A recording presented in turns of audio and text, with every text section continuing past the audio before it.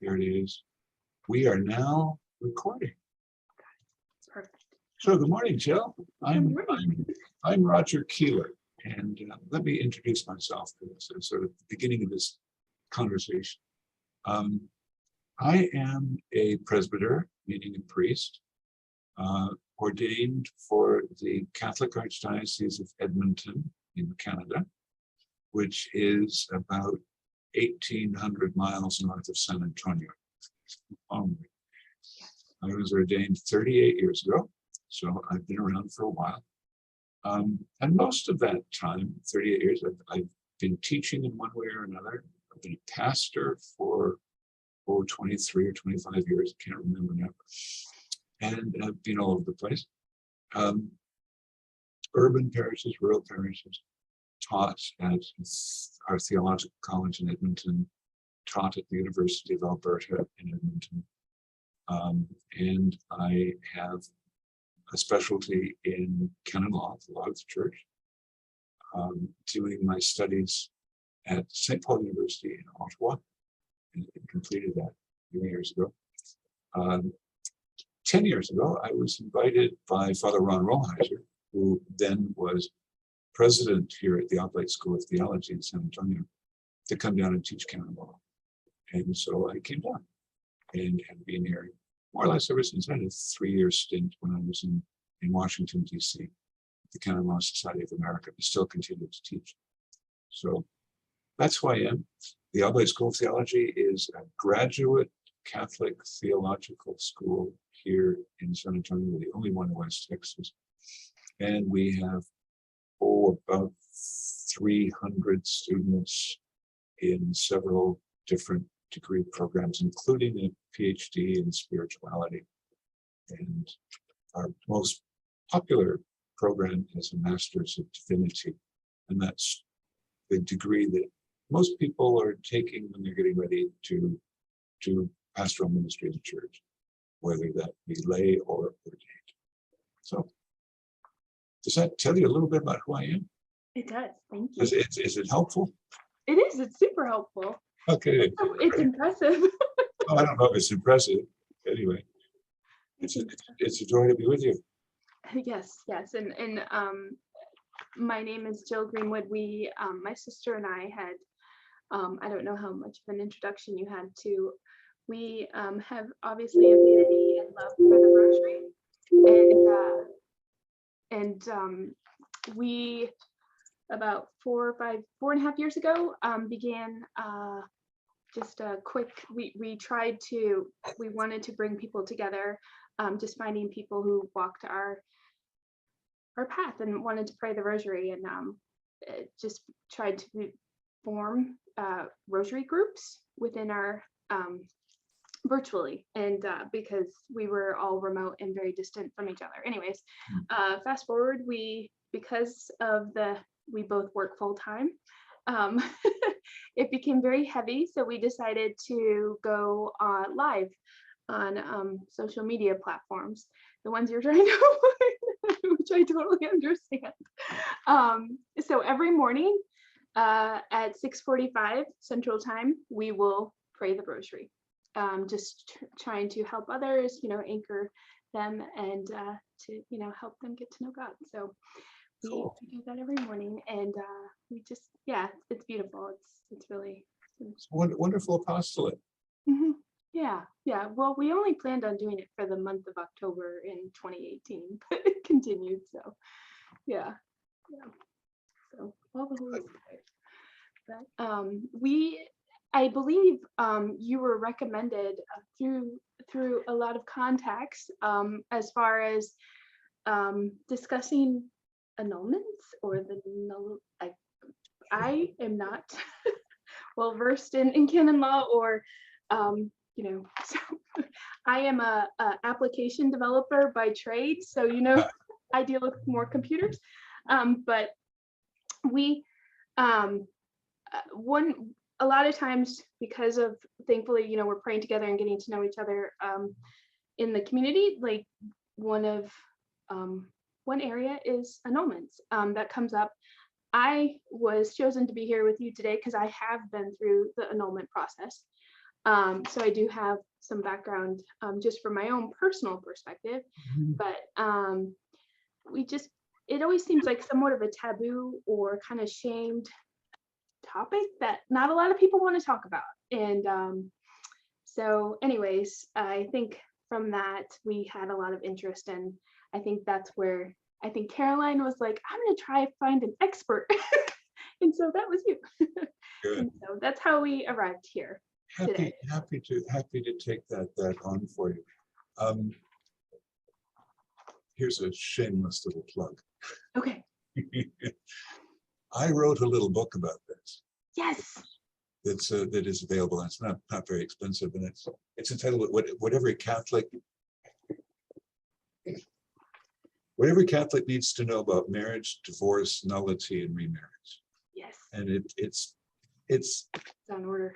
it's kind of approachable, and of course it's brilliant because I know the author. Approachable is important. So let's start here.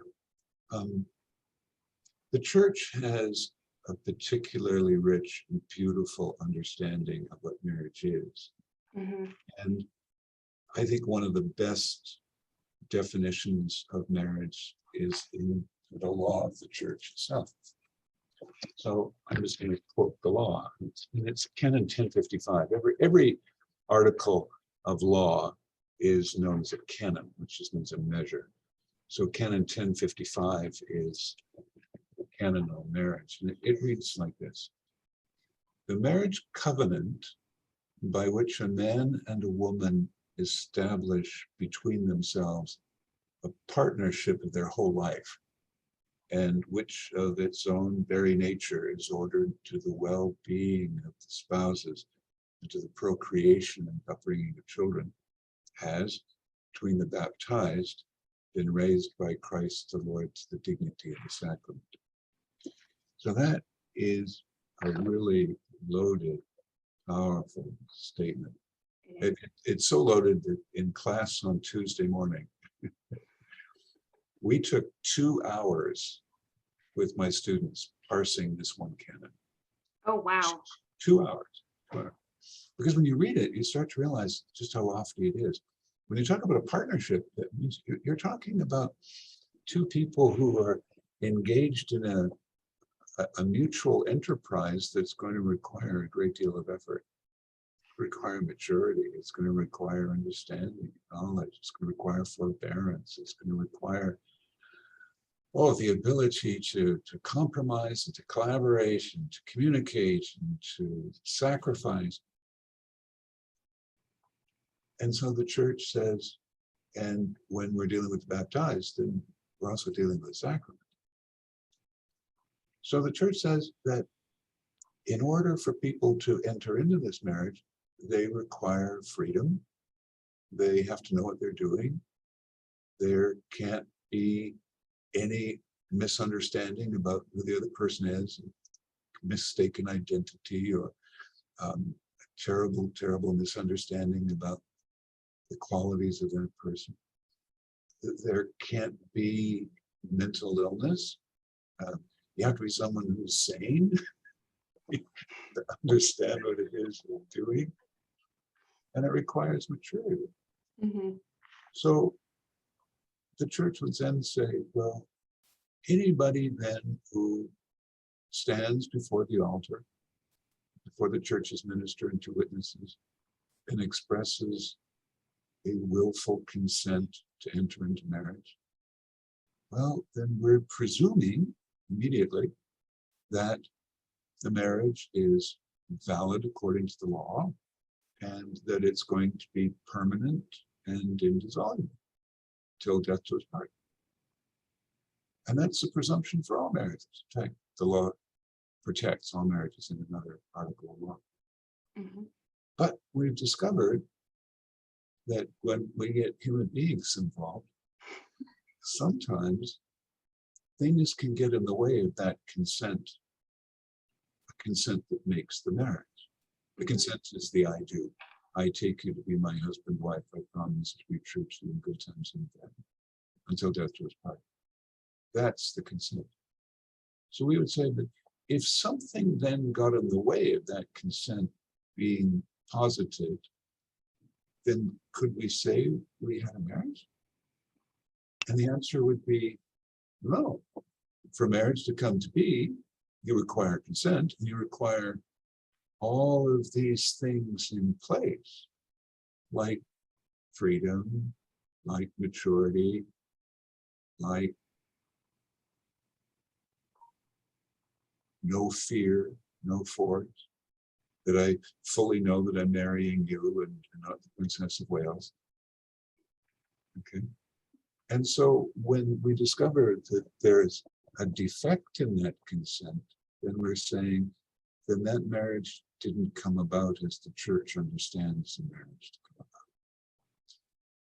So we're not disputing what the state says, because everybody that gets married has to do so with some sort of legal requirements that is going to be demanded of them by a state, a province, or a territory, or a nation. And they say they're married. So the Declaration of Nullity doesn't say you're never married.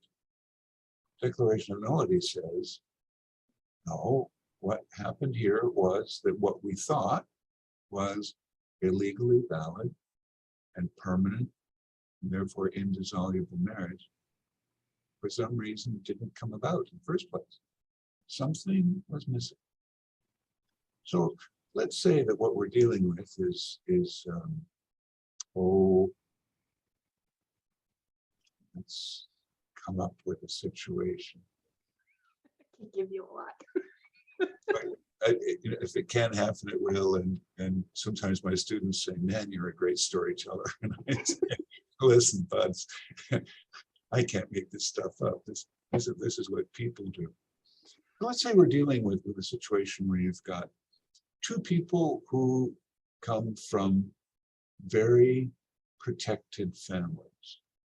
Let's really make this extreme.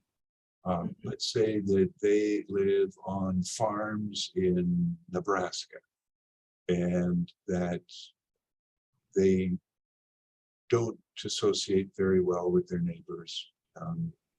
They associate very well with other homeschoolers. Let's make them homeschoolers too. But let's make them homeschoolers who are,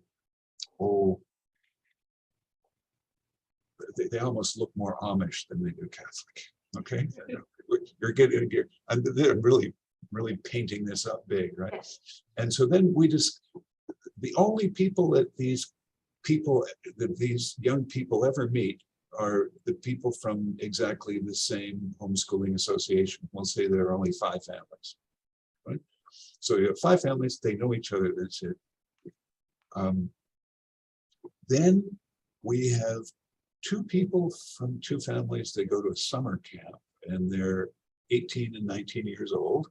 Yep. And one thing leads to another and she discovers she's pregnant. Yes. And so she says, if my family finds out that I'm pregnant, they're going to kill me. Mm-hmm. She is so afraid for their reaction. And you're describing me. Oh, well, I'm sorry. And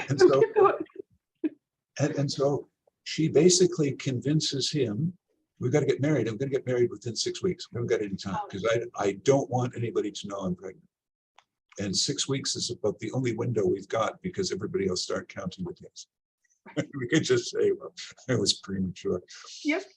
They go and get married. So let's ask the question, do you think that under that circumstance, there is true freedom for either one of them? Of course not.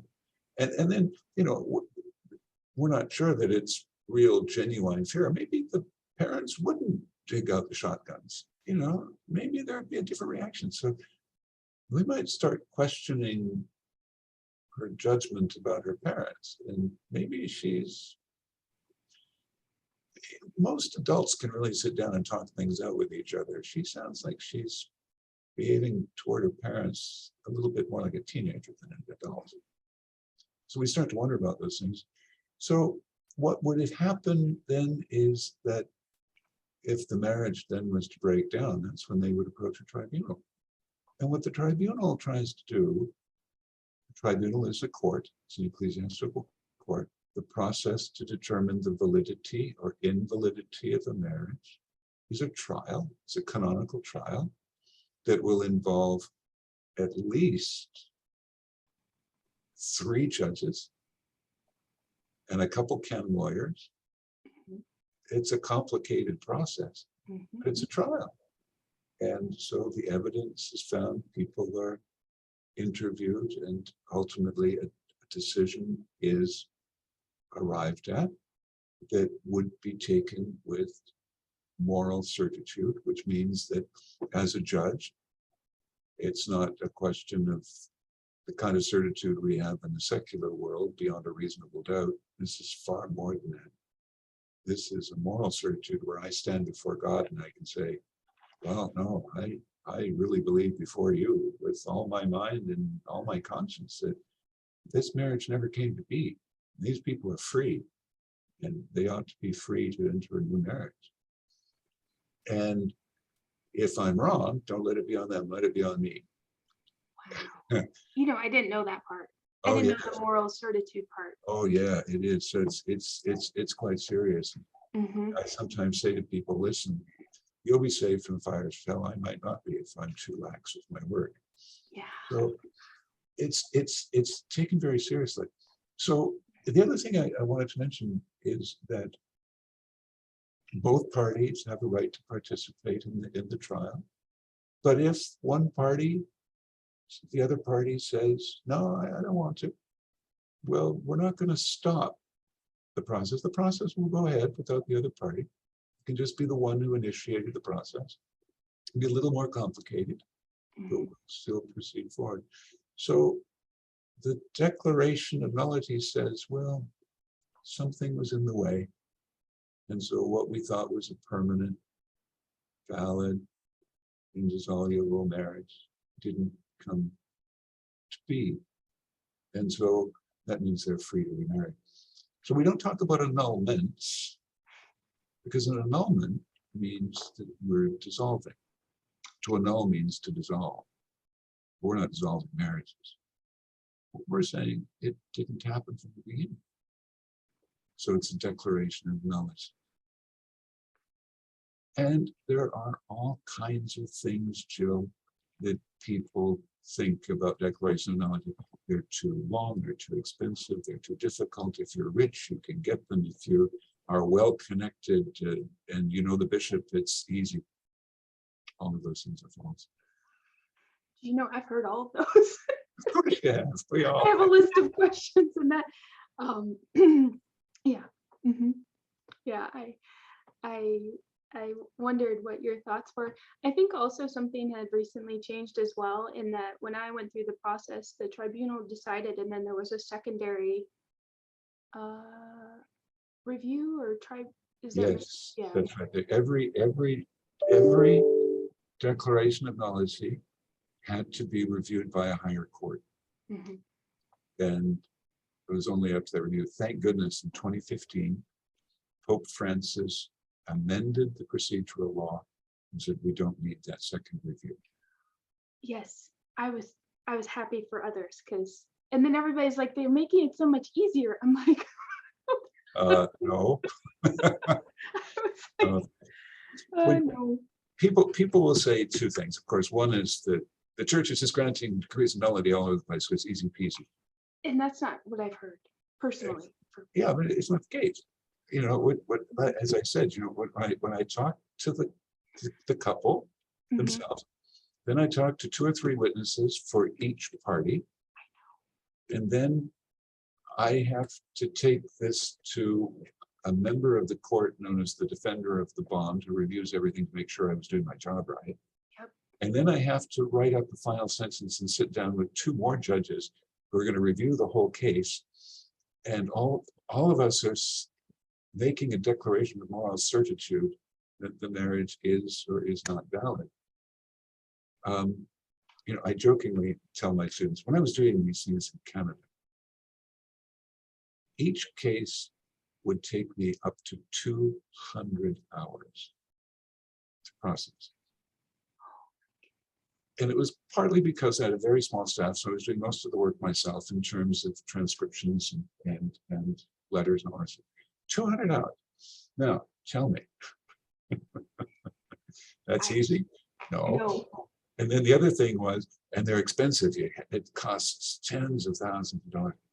And I kind of laughed because at the tribunal where I served in Canada, we had a fee of $500.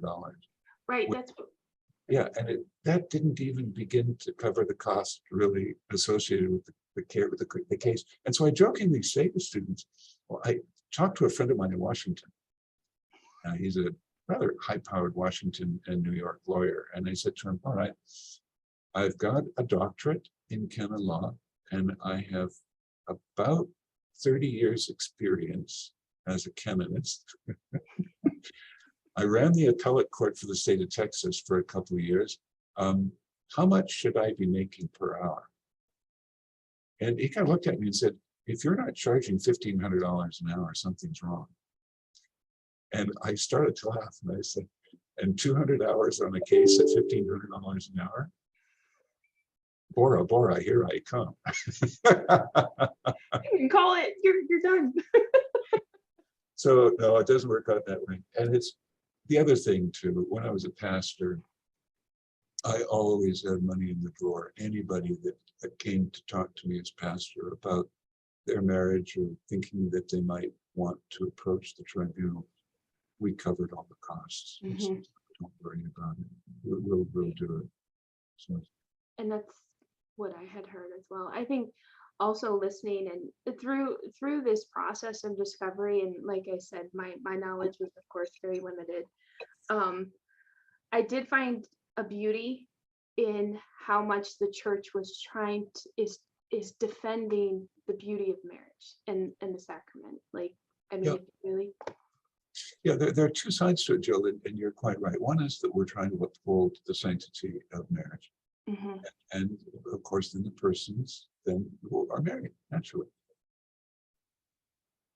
And secondly, we understand that when a marriage breaks down irretrievably, we have many people who are hurt. Yes. It's not just one or the other of the parties, it's both of them, and children and relatives and in-laws and friends. There's always wrong with that. It's always hoped. And when I teach my students, the process of helping people through the tribunal is the same kind of pastoral care that you show to a couple as they're about to enter into marriage. And that kind of pastoral care is really meant to bring about a sense of healing. It's meant to bring about some healing. And so that people can walk away from the tribunal. And I hope what they're able to say is, gosh, it wasn't my fault. Gosh, this is a whole lot bigger than I ever imagined it to be. And I would hope that there would be new insight and learning too. Yeah, for sure. I do have a few questions. Fire. Process. Okay, is that okay? At $1,500 an hour, I'm open to anything. And I think one thing I've heard from friends or people who have been through, like who have approached or started the process, sometimes that liaison or pastoral care isn't always available for them.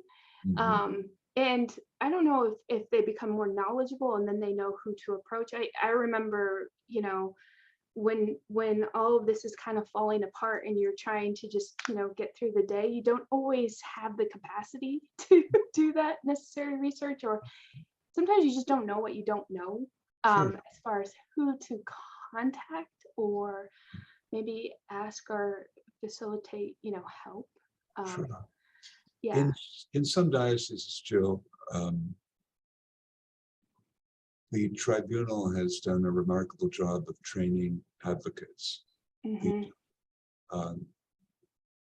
People in every single parish that will journey with any parishioner who has an interest in perhaps approaching the tribunal or is in the process, and even doing follow-up when the process is finished. I celebrate, for example, the Diocese of Austin. I think Okay. the Diocese of Austin here in Texas has done a magnificent job with their advocacy training program. And I know that it's become a model for other dioceses, which is good.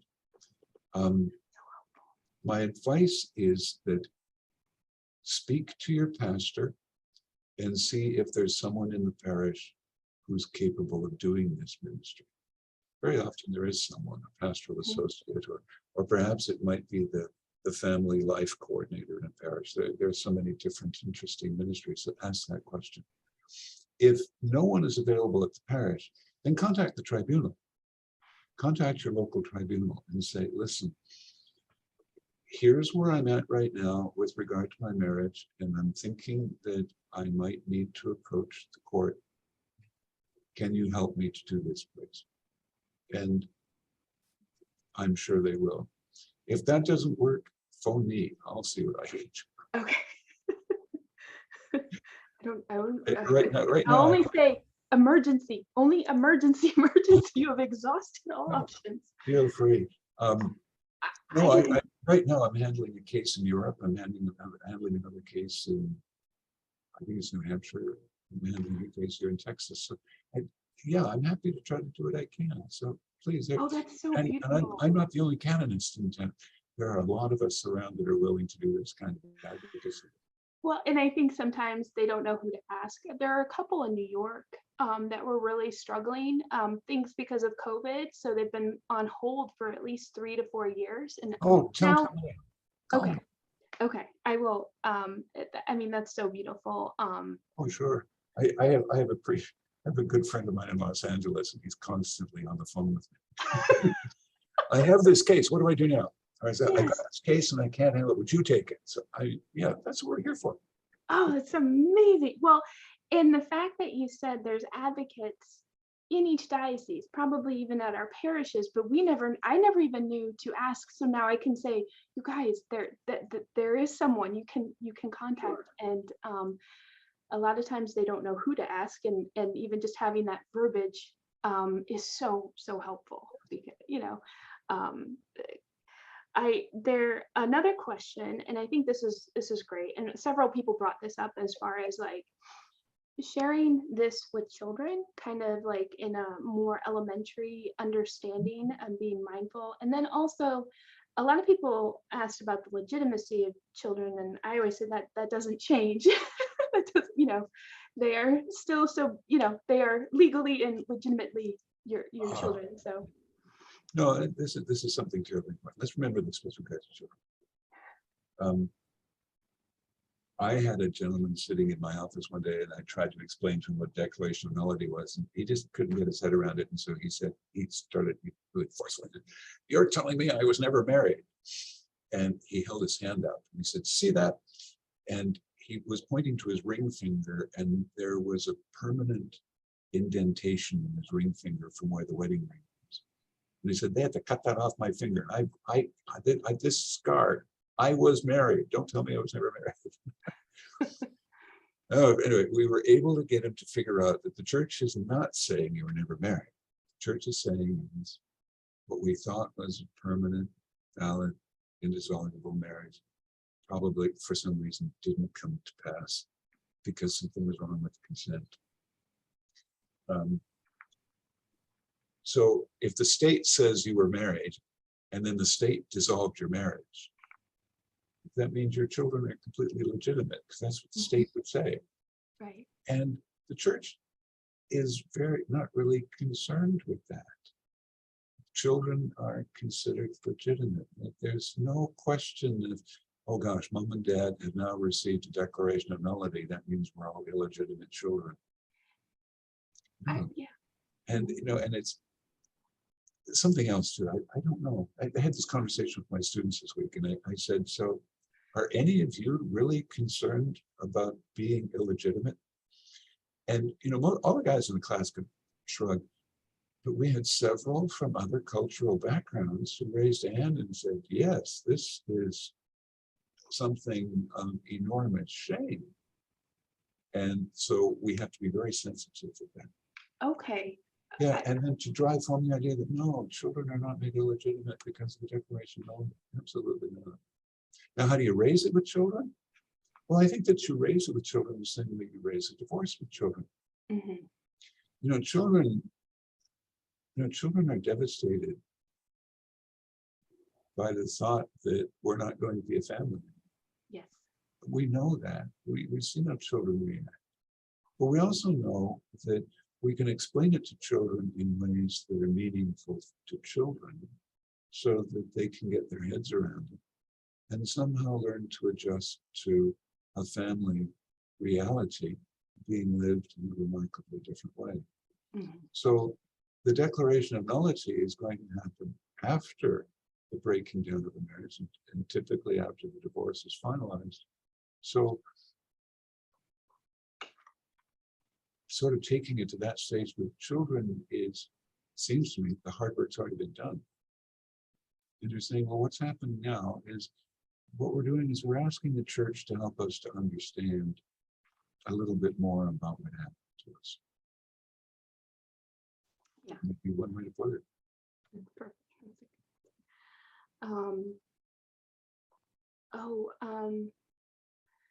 If they never intended to be faithful, are those enough grounds? Yes. So when we talk about marriage, we say that there are three principal things that we intend in marriage. One, we intend to be open to children. We intend to be faithful, right? And we intend for this to be permanent. Right. So the law says if someone enters into a marriage, but they willfully intend not to fulfill one, the other, or all of those, then they're certainly not intending what the church intends. So therefore, that could be the grounds for a declaration of nullity. So yes, I'm so happy to marry you, but I want you to know that my friend Claire is going to be on the sidelines. I am not giving up that relationship with her. Yeah. Well, I have no intention of being faithful to you then, do I? No. So that's clearly an intention against fidelity. That's super helpful. Yeah. Yeah.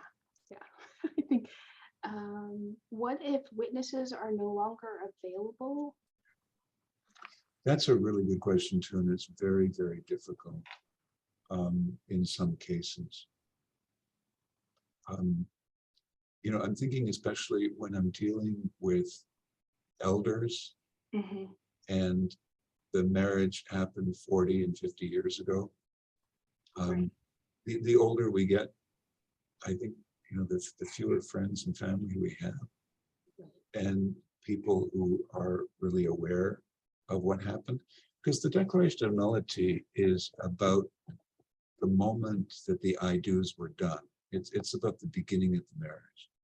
The Declaration of Nullity has very little to do with what happened at the end of the marriage. Although sometimes what happened at the end of the marriage can sometimes be as a consequence of what happened at the beginning. And the symptoms go through consistently through married life. So we're interested in the I do, that moment. And very often there just aren't very many people available. So in those cases, sometimes it's very, very difficult. But witnesses can come from family or friends. Even the minister who presided at the wedding can be a witness. Mm-hmm. And if that person was mindful enough to take notes and remember what happened at that I do, I always do that. Make little notes and put them in the marriage file when I do the strange things, like the bride who started in tears but ended by dancing down the aisle, and her behavior was pretty strange. And then when I went into the bride's room afterwards, I found several interesting pill packets. And so I phoned a pharmacy and I said, I'm about to go buy a new car, and I had to sign all the contracts and the loans and all the rest of it. But the doctor gave me these pills, and I'd taken 6 of them, and I just can't remember what is the dose for those things. That's the way I put it. And the pharmacist said, if you've taken 6 of those pills, get to a hospital right away because you're tripping out. And he said, you are not capable of buying a car or signing a loan, let alone driving a car. So pretty obvious that this poor woman was just completely on a different planet. And she said, I do. Right. So those notes, so that's why the clergy, whoever witnessed the marriage, could be an important witness. Sometimes what's interesting in these cases is that if we don't have witnesses, but we can speak to the couple, and I hear from Jill, she says one thing, and then I pull a couple of interesting little things from Jill. When I sit down and talk to the other party, and I don't say, oh, by the way, Jill said, I just throw something out. And suddenly, oh, yeah, now I've got corroborating something between the two of you. And although that's less than ideal, I'd be willing to try to move that forward. Mm-hmm. Yeah. Sometimes it's utterly impossible. There was one case I dealt with. We don't know what happened to her.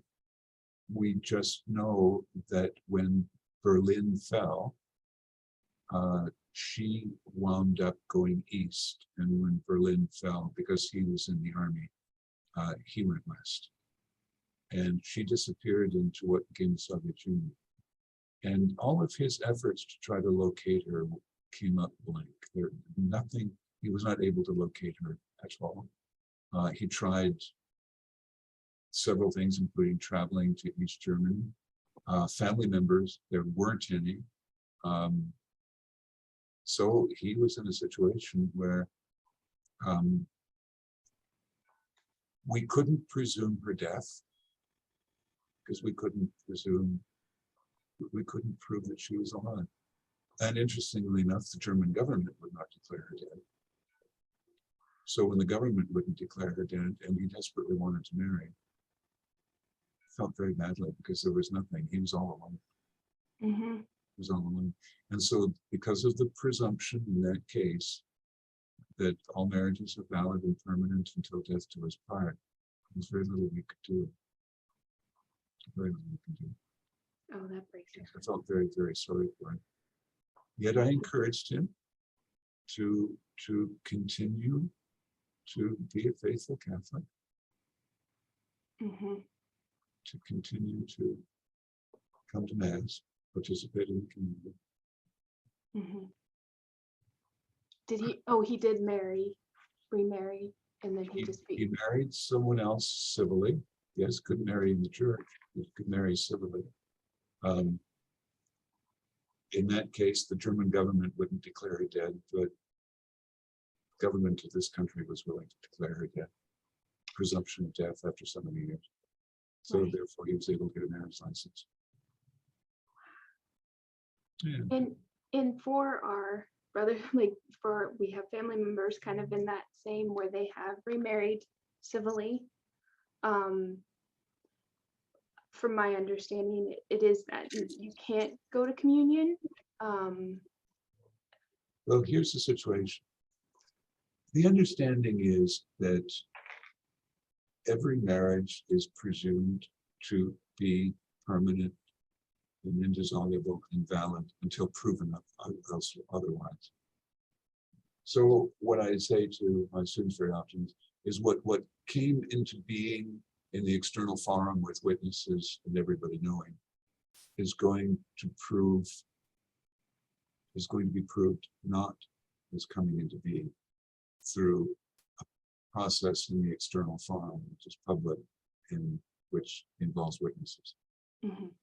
So the presumption then is that you're still married. The state may say you're not married, but the church says, well, just a minute, but what you did before the altar, we presume is still valid. But if you've now taken up with someone else, then you're guilty of a sin. Mm-hmm. And this is the 6th commandment. And so you can't commit adultery. So you're technically guilty of living in an adulterous relationship. So we're going to have to ask you in conscience to decide whether or not it's appropriate for you to come to communion. And the answer would be, well, no, it's not appropriate because you're living in an adulterous relationship. So let's try to get this straightened out. No, Jill, it's important to us to say this, that as the pastor of a parish, I was not checking everybody's ID cards before they got communion. Right. I wasn't checking everybody's marriage licenses, and I wasn't checking whether or not they had their I'm a Catholic in good standing with gold star cards. Right. Well, in being a part of a dating world, you know, in a Catholic context, most of the time they're not aware. No. They're not at all. I do know. Yeah, most people. That makes me a little different. Yeah. Most people are not aware of what it is the church teaches. Yeah. And the fault for that lies squarely with people like me. You know, if I, as one of the church's ministers, am not willing to teach what the church teaches, to preach what it is that the Lord wants us to do, then what I'm doing is keeping the people of God in ignorance. And that's not right. And I think over and again, we have to be, you know, a little bit more open with people and welcoming of people and willing to journey with people. Pope Francis reminds us in Morris Laetitia, chapter 8, that as soon as we're willing to truly journey with people, it means we're going to get involved in a lot of mess. Yeah. Yes. And he said, but we have to be willing to meet people in their messiness. And, you know, sometimes in these kinds of situations, we look at where they're at, and, you know, we can try to arrive at some decisions with them about whether or not it might be okay for them to receive communion. You know, so in the case of my German friend, you know, he was morally certain that his marriage to this woman wasn't valid. And he said so because Berlin was being bombed and she wanted a husband. And I don't think there was a whole lot of freedom there. So he worked this through very carefully. He took it to the sacrament of reconciliation. I don't know what he did. And I lost touch with him. I hope somehow he's okay. Yeah, that's tough. Oh. Another question. Sure.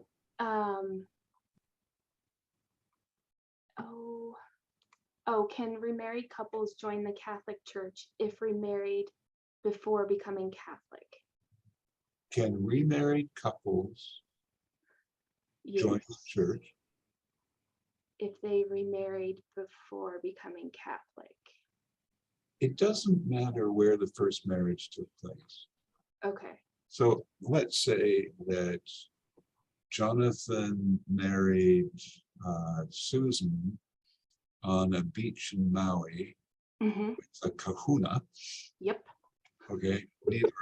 Neither of them were baptized, but they just really have a thing about Maui, and the kahuna was kind of cool. Exactly. We presume that marriage is valid. And you do? Oh, yes. Any marriage is going to be. Even if it's just civil. Oh, absolutely. Anytime. Okay. If I've got a Hindu marrying a Muslim, we presume that marriage is valid. And so until we prove that the marriage isn't valid. So let's say that that couple married with the kahuna, and 5 years later the marriage breaks down and the two of them enter into new marriages. And then they decide they want to become Catholic. Right. Okay, there's a process by which we're going to do that. We have to look at it carefully and figure out state of baptism and whether or not maybe there's a desire for baptism. And then there are some special cases that might be used in order to assist them to preserve their newfound faith. So no, it's any marriage is presumed to be valid. Now, of course, this is something that many of our sisters and brothers in different families of the Christian faith look at us and say, you have no right to tell us our marriages are valid or invalid. And our response is, well, yes, we do, because it's the Creator who brings two people together in marriage. And so we have to presume that what the Creator did was what the Creator wanted. And maybe we need to figure out that maybe what you did was maybe not quite in line with the Creator. Well, I think I had the assumption that civil, if they weren't baptized, was different than if they were married in a Presbyterian church. But and I think Yeah, go ahead. The cases Oh. are all different. And Mhm. so when you're dealing with someone, say, who is not baptized, is now wanting to marry a baptized person in the church, then there's a methodology by which we can take a look at that involving the bishop. Okay. But if I'm dealing with two Presbyterians who divorce, and now one of the Presbyterians wants to marry a Catholic, well, then Presbyterians are not free to marry a Catholic, because Presbyterians still married to the Presbyterian. Mhm. So it's going to require a different process. Right. Now, let me fire more questions, my love. I think, well, those is one like a Pauline? Pauline and Petrine privilege. Yes. Okay. And And so that's one comes out of the teaching of St. Paul, and the Mhm. other comes out of the teaching of St. Peter. And the teaching, the Pauline privilege, is one which is resolved by the diocesan bishop, and the Petrine privilege is one which is handled by the pontiff. Okay. Okay, so let's take a look at this.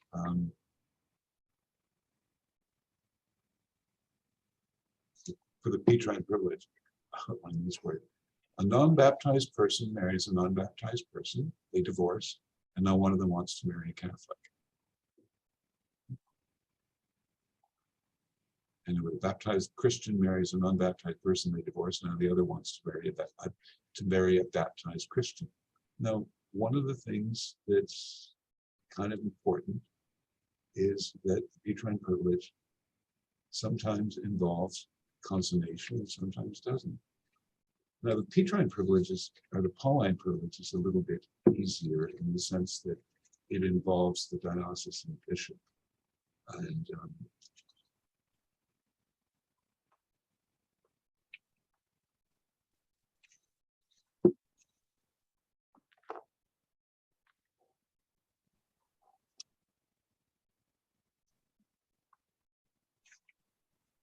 so there are essentially 3 or 4 different scenarios with a Pauline privilege, 4 scenarios.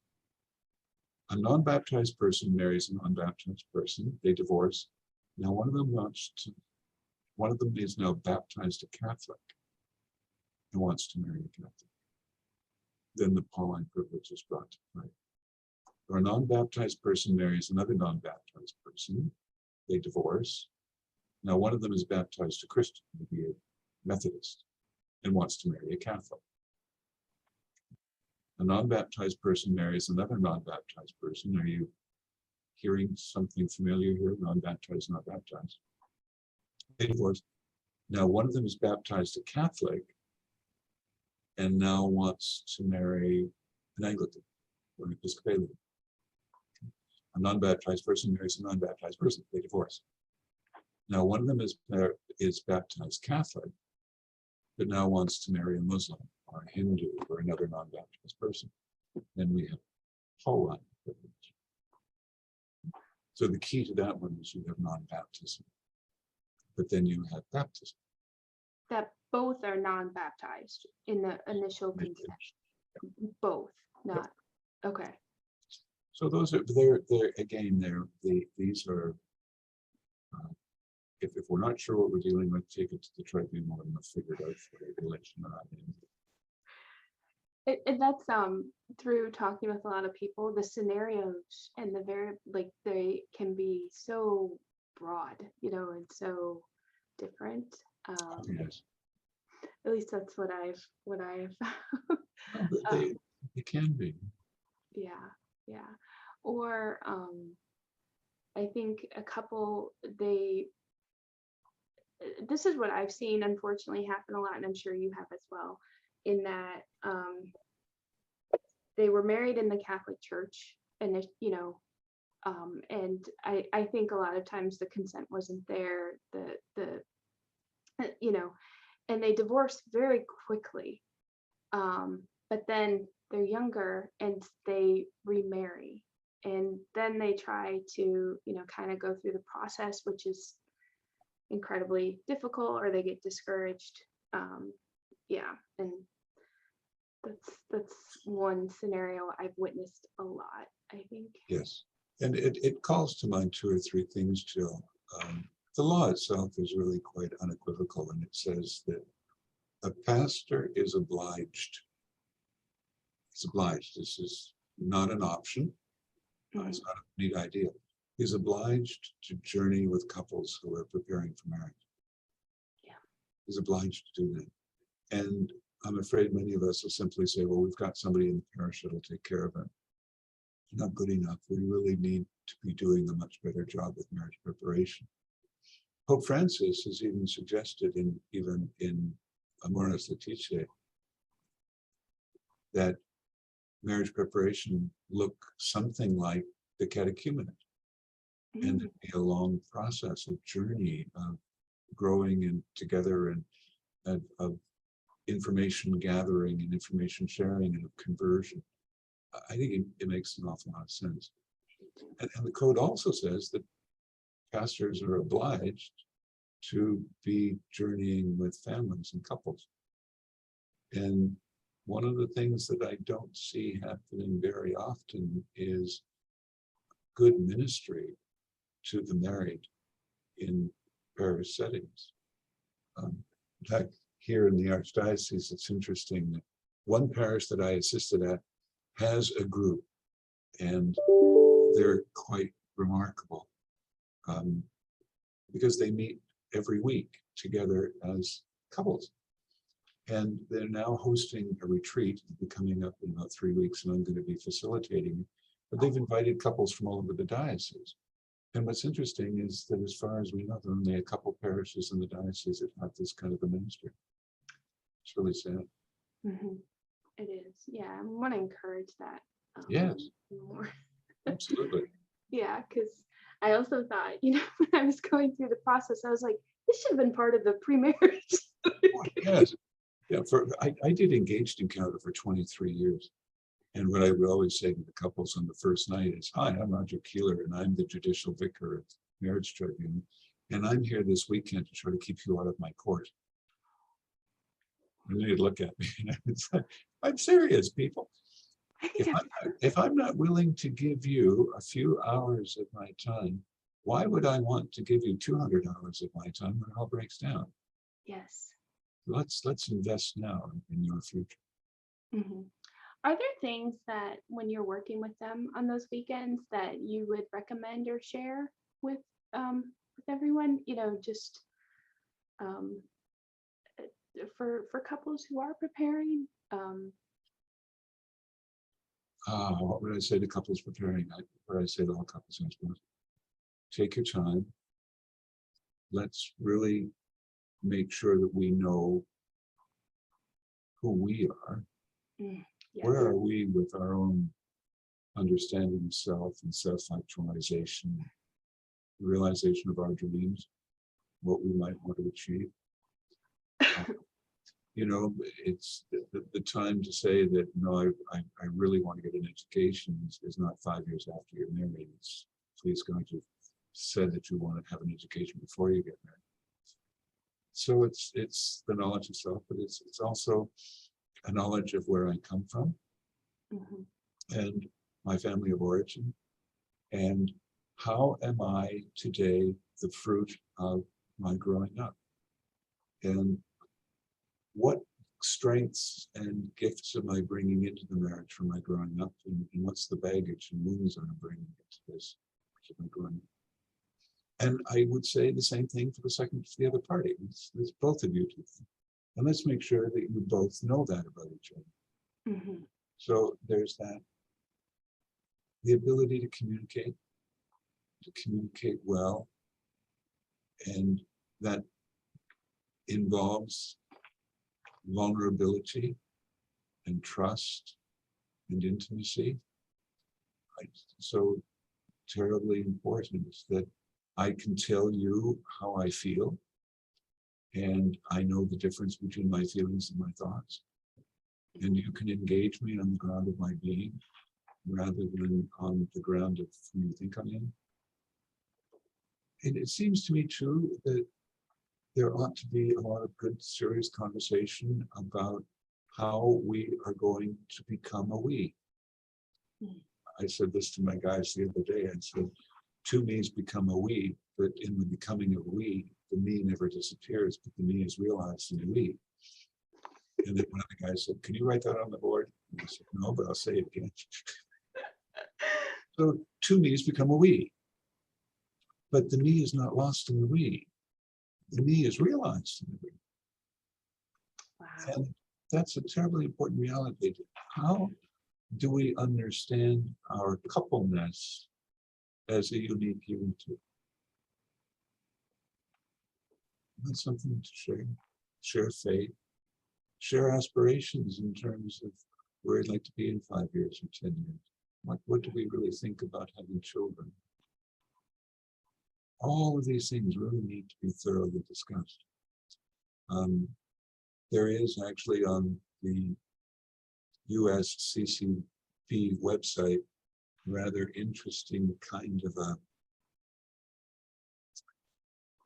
I don't know what you would call it. Maybe it's not a survey. It's more than that. It's more of a self-evaluation and evaluation a couple would take with regard to their relationship. What we're all about. It's a useful tool for couples getting married. Yeah, definitely. Yeah. They need to. Cool. I think it's so beautiful. Someone asked, can we receive annulment from a second marriage? That I thought. See, again, I'm going to smack you on your use of language. Sorry, I shouldn't have said that. Declaration of nullity. Declaration of nullity. Yeah, a declaration of nullity can apply to any marriage, whether it's the first or the second or the third or the fourth. But something that we know is that just because there have been multiple marriages doesn't necessarily mean that this final one is going to be the successful one. Very often, whatever it was that brought the first marriage down can sometimes be the very reason why the third marriage has been brought down. Mm-hmm. You'd be extra careful with the preparation for that. And I'm afraid that sometimes we say, well, you know, they're a mature couple, they were married once, they've been around the block, they know what they're doing. We don't have to worry too much about helping them to prepare for marriage to have a wedding. We do them a tremendous disservice. Mm. Do them a tremendous disservice. Which doesn't mean that I'm going to do everything with them that I might do with a younger couple. I mean, now that I know that they're in their 60s, I don't think I need to send them to the NFP session. Right. I always wondered about that too, now that I'm older as well. Like, I wonder what that would look like, because you just, you know, you're different, right? Obviously, versus. Yes. You know, and I think in so many ways, the older we get, the more set in our ways we become. Yeah. All the more to be aware of, I think, when we decide I'm going to throw my lot in with this other person. Right. Do I have the requisite flexibility to do that? It's a very good question. It is a good question. It is. Definitely needs reflection. For those who are waiting for annulment, I think they were asking, I think we kind of covered that. Can they receive communion and go to confession? And I would imagine that depends on their state. Or It depends on their state of living. Yes, of course, if someone has applied for declaration of nullity, but they're already into another marriage, the church says objectively, I'm sorry, you're married. And she'll make the declaration that you're not married.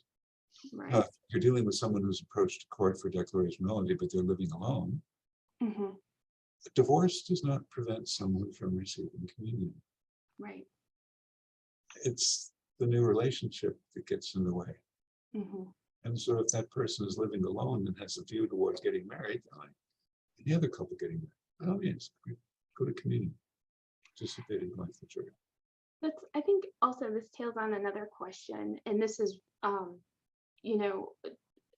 sometimes like I was like, well, I'm never getting married again, but everyone was like, you need to go through the annulment process. Is that typically kind of the recommendation for people that they do proceed through the annulment process? That they approach the tribunal regardless. Oh, sorry, declaration of annulment. I'm gonna have it. I'm gonna get it. Yes. That's okay. My students don't get it after 8 weeks of instruction with me either. Don't worry about it. Yes and no. In so many ways, I think there's a lot to be said for everybody doing this once the marriage is broken down, just as a matter of trying to arrive at some sort of conclusion and some healing. But then on the other hand, there's no intention to marry again. I think it really depends on the individual. Okay. It really depends on the Someone had asked that too. So I've certainly done many studies and had many trials with people who have no intention of marrying at all. It happens. Perfectly fine. Wow. Okay. And something about with regard to the process. It's very, very difficult to tell how long it's going to take for a trial to be initiated and go to conclusion. Sometimes they can come together very quickly because both parties are cooperating, the witnesses are near at hand, and we're able to get things done quickly. Sometimes, well, I'm thinking about one case where it was the petitioner, the guy that initiated the case, was in town when he initiated the case. And then when I went to call him to come in for an interview, we couldn't find him and discovered that he had moved to the Philippines. So we tried to get him interviewed in the Philippines. When we got that all set up, he disappeared. And we found out that he was in Bahrain because he was with the oil and gas industry. And he was bopping all over the world. And it took us 3 years before we could finally get him in one place long enough to interview him. Yeah. Wow. And of course, he wouldn't tell us that he was moving. So we would be in, oh gosh, it was miserable. Do you want this or not? Yeah, that's kind of actually, and that, I wonder if we could talk about expectations, because I think a lot of times too, if you were to ask the tribunal, like I understand I'm responsible for providing and our, advocating for the witnesses and trying to kind of give them would the tribunal be able to kind of estimate on a timeline for them? Yeah, most tribunals won't, and almost every tribunal will say, please don't make any booking for a wedding until you've got something from us in hand, because we just don't know. And sometimes, the case that you think is going to be is straightforward is the one that gets complicated. It's just so hard to say. Please just don't do anything until you got the decree in hand. And I think actually, like, really trying to add, like, I feel knowing that there's an advocate available, I think makes a difference. Yeah, and sharing that with others, because then I think that will be incredibly helpful. Not necessarily in frustration but just knowing that you're on this walk and someone's there, kind of helping. To support you. Yeah, I think it's that terribly important. Terribly important. Yeah, so knowing that is available for everyone. How did you get into? Was this something you sought, or? Bishop said, hey. My autobiographical moment. I was ordained 4 years and was moving into my second parish. My first parish as a pastor, kind of an unusual situation. And it turned out that there were 2 priests that were willing to take it over. So the bishop said, would you be willing to give it up for 2 to take it over? And the neighboring parish, yes. So when I went to my second parish, he said, oh, by the way, I want you half-time at the tribunal. And so I was interested in canon law, but I didn't really think that's what I was going to do. And so I found myself at the tribunal for 3 years, where I was first just reading cases and then starting to direct cases, being the one that was contacting the people and conducting interviews. And then I eventually found myself being a judge in these cases. So it came as quite a surprise. Okay. And 3 years later, the bishop called and said, oh, by the way, you're going to study canon law in September. And I said, I am. Okay. So yes, I went to study canon law, and the bachelor's led to a master's, which ultimately led to a doctorate. And it's kind of cool. Yeah, it is. It is. What an experience. Wow. Did you always know you wanted to be a priest? Oh gosh. Yes and no. At the age of 5, when I was graduating from kindergarten, and everybody went to our graduation, and everybody had to dress up with what they wanted to be when they grew up. So we had nurses and doctors and cowboys and firemen. We had one kangaroo. I think he's doing time someplace, I really do. And I said I wanted to be a priest, much to the delight of the parish priest.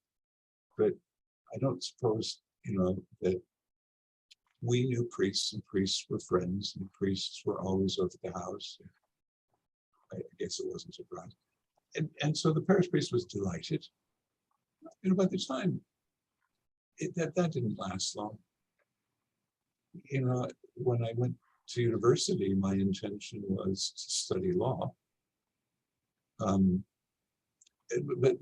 one thing led to another, and then I wound up in education instead. And then I was going to go back and finally sit down and do the law school admission test and start studying law.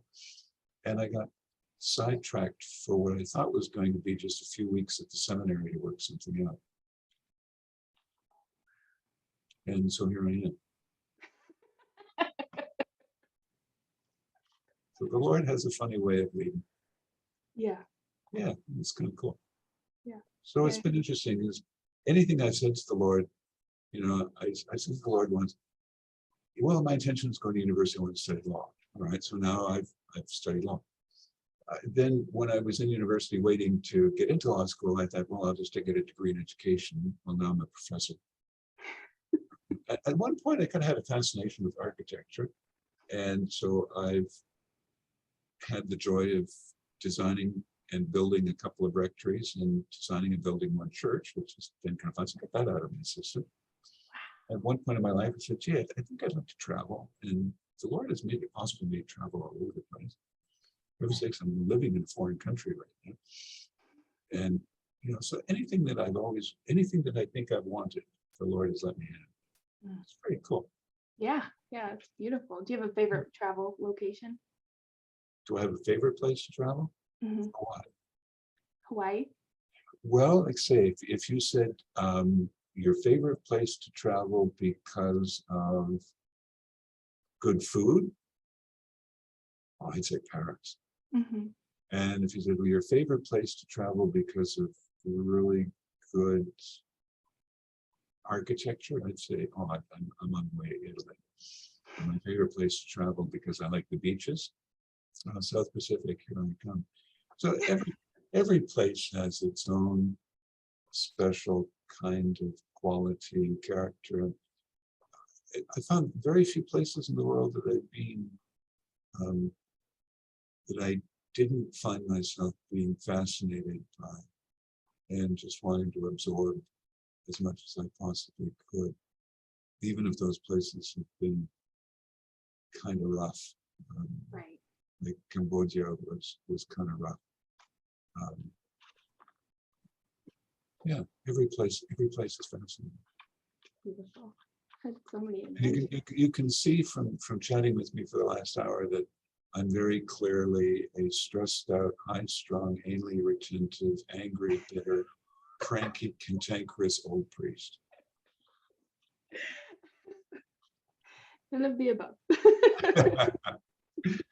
And so with that, I need to say it's 12:30 and I'm come somewhat late for something I needed to get to. Yes, no, So thank you. all right. So I'm going to have to sign off.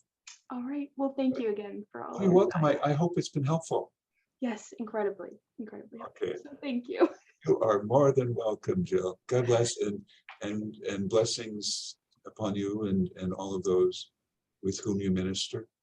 It's really quite spectacular. Thank you. Thank you. Bye. Bye bye.